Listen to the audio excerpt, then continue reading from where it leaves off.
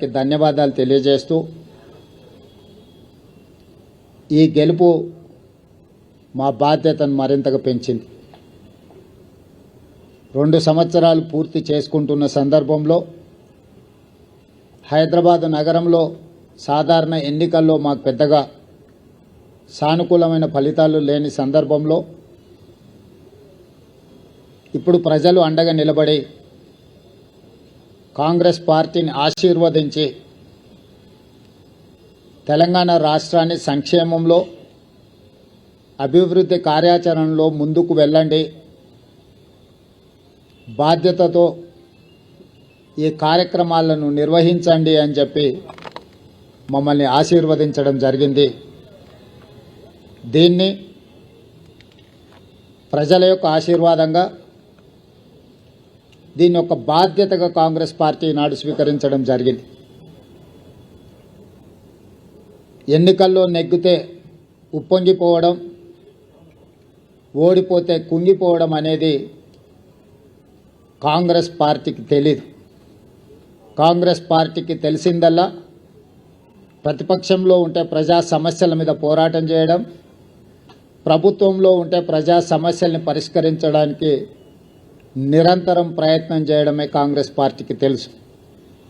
అందుకే శతాబ్దం పైగా ప్రజల ఆశీర్వాదంతో మనుగడ సాధిస్తుంది కాంగ్రెస్ పార్టీ. అంటే ఈ సూత్రాన్ని తూచా తప్పకుండా పాటించడం వల్లనే ఎన్ని ఒడిదుడుకులు వచ్చినా, ఎన్ని గెలుపు ఓటములు వచ్చినా కాంగ్రెస్ పార్టీ ఇంకా ప్రజల మధ్యన మనుగడ సాధిస్తున్నది. అందుకే ఈనాడు జరిగిన జూబ్లీహిల్స్ ఉప ఎన్నికల సరళిని మీరందరూ గమనించారు. ఇందులో ప్రజలు విలక్షణమైన తీర్పునివ్వడమే కాకుండా పోలైన ఓట్లలో 51% కాంగ్రెస్ పార్టీకి ఓటేయడం ద్వారా ఎప్పుడూ లేనంత బలం, ప్రజాబలం ఈనాడు కాంగ్రెస్ పార్టీకి వచ్చింది, కాంగ్రెస్ పార్టీకి చెందింది. ఈ ఎన్నికల్లో దాదాపుగా 51% ఓట్లు కాంగ్రెస్ పార్టీకి, 38% ప్రధాన ప్రతిపక్షమైన బీఆర్ఎస్ పార్టీకి, 8% భారతీయ జనతా పార్టీకి ప్రజలు ఓట్లు వేయడం జరిగింది. దీని ద్వారా ఎవరి పాత్ర ఏంది, గత 2 సంవత్సరాల నుంచి ప్రజలు నిశితంగా గమనించి ఒక నిర్ణయానికి వచ్చి ఈనాడు ప్రజలు ఈ విధమైన తీర్పును ఇవ్వడం జరిగింది.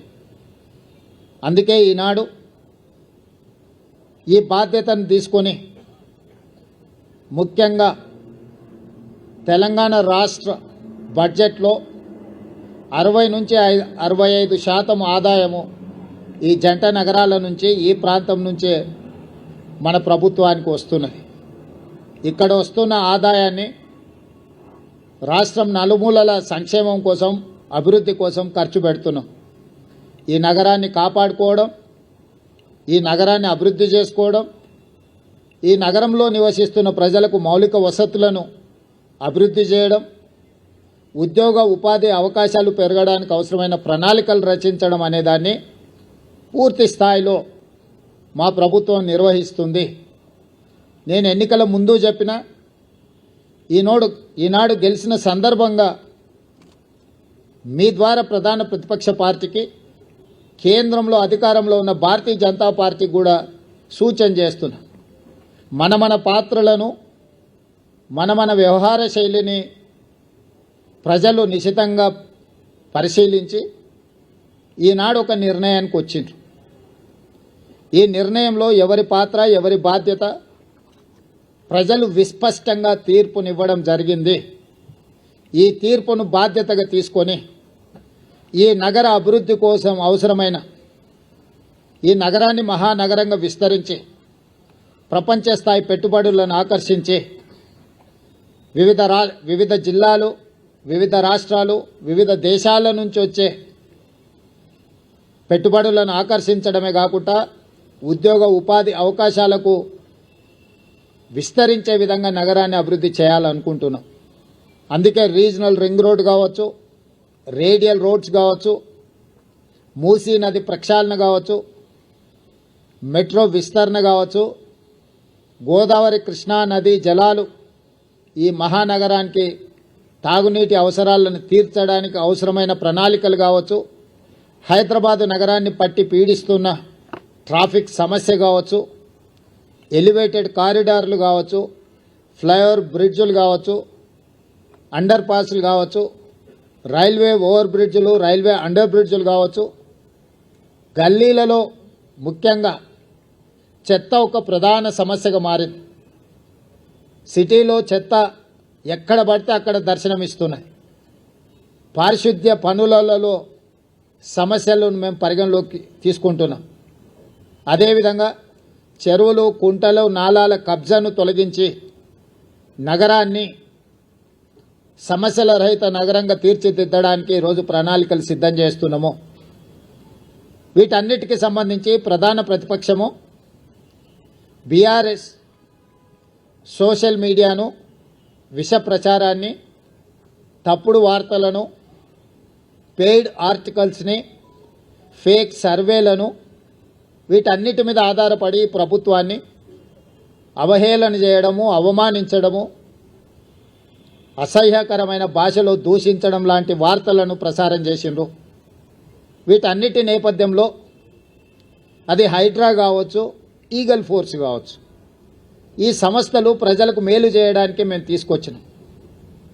ఈ నగరం వేగంగా మత్తు, ముఖ్యంగా గంజాయి, డ్రగ్స్ విస్తరిస్తున్న సందర్భంలో వాటిని కఠినంగా అణచివేయడానికి ఈగల్ ఫోర్స్ను తీసుకొచ్చినాం. కబ్జాలను, చెరువులను, కుంటలను, నాలాలను అడ్డగోలుగా ఆక్రమించుకొని కబ్జాలకు పాల్పడుతుంటే వాటిని తొలగించడానికి హైడ్రాను తీసుకొచ్చినాం. జిహెచ్ఎంసీ కావచ్చు, హెచ్ఎండిఏ కావచ్చు, మెట్రో వాటర్ వర్క్స్ కావచ్చు, మెట్రో రైల్ కావచ్చు, ఇలాంటి సంస్థలన్నిటిని కూడా సమన్వయం చేసుకొని ఈ నగరాన్ని ఒక మంచి నగరంగా తీర్చిదిద్దడానికి మేము చేస్తున్న ప్రయత్నాన్ని ప్రధాన ప్రతిపక్షము సహకరించకపోను ప్రతి సందర్భంలో అడ్డు తగిలే ప్రయత్నం చేసి మూసీ ప్రక్షాళనకు సంబంధించి మూసీ ప్రాంతంలో నివసిస్తున్న వాళ్ళు ఎవరు అది అద్భుతంగా ఉంది అని అక్కడ ఉండడం లేదు. ఏ వసతి లేక, ఏ అవకాశాలు లేక మురికితో కూడుకున్న మూసీ పక్కన నివసిస్తున్నారు. వాళ్ళకు ఒక మంచి వసతులు ఏర్పాటు చేసి వాళ్ళకు ఉపాధి కల్పించి వాళ్ళ జీవన ప్రమాణాలు పెంచి వాళ్ళ పిల్లలకు ఒక మంచి చదువులు, వాళ్ళకు ఒక మంచి వైద్యాన్ని, వాళ్ళకు ఉపాధిని కల్పించాలని చెప్పి మా ప్రభుత్వం చేస్తున్న ప్రయత్నాలను ప్రతి నిమిషం, ప్రతి క్షణం అడ్డు తగిలి అన్ని రకాలుగా వీటన్నిటిని అడ్డుకునే ప్రయత్నం చేసిండ్రు.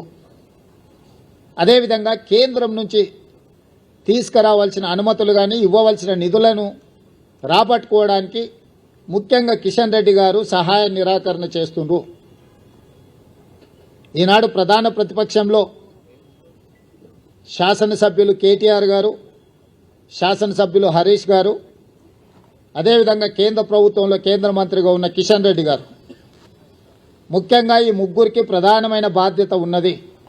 ఒకరు కేంద్ర ప్రభుత్వం నుంచి రావాల్సిన అనుమతులు, తేవలసిన నిధులకు సహకరించాలి. కానీ కిషన్ రెడ్డి గారు పూర్తిగా సహాయ నిరాకరణ చేయడమే కాకుండా వీలైనంత మేరకు కేంద్రంలో అడ్డు తగులుతున్నాడు.